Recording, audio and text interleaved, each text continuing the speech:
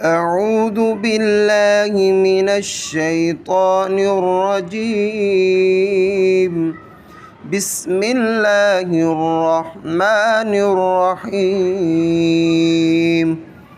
عبس وتولى أن جاءه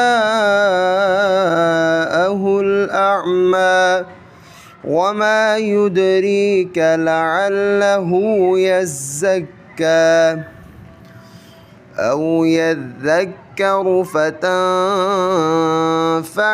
الذكرى أما من استغنى فأنت له تصدى وما عليك ألا يزكى وأما من جاءك